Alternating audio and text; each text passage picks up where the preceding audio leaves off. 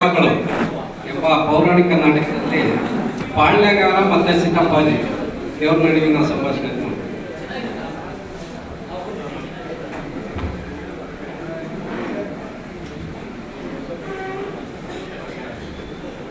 ಧಾರಣಿ ಪೋಲಕರ ಭೂಮಿ ಪೋಲಕ ಮೆಲ್ಲಂಗೆಲ್ಲ ಸಿರಿಬಿಚ್ಚೋದಿ ಮೆರವೆ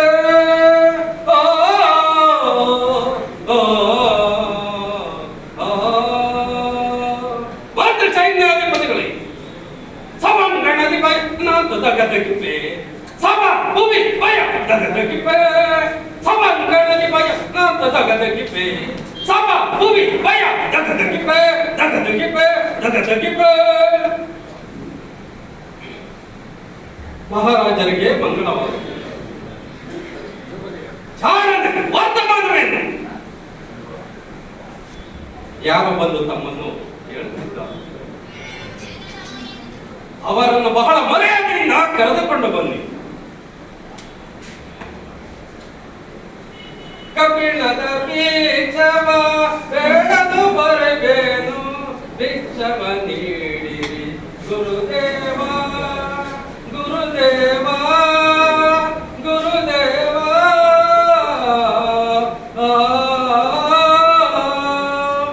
ಪ್ರಭುಗಳ ಪಾದಗಳಿಗೆ ನಮಸ್ಕರಿಸುವೆನು.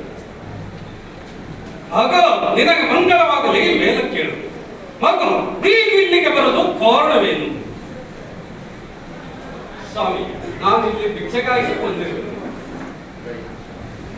ಏನು ಭಿಕ್ಷೆಗಾಗಿ ಬಂದಿರುವೆ? ಯಾರಲ್ಲಿ ನಮ್ಮ ಅರಮನೆಗೆ ಹೋಗಿ ಮತ್ತು ರತ್ನಗಳನ್ನು ತೆಗೆದುಕೊಂಡು ಬಂದು ಈ ಮಗುವಿಗೆ ಭಿಕ್ಷೆಯನ್ನು ನೀಡಿ.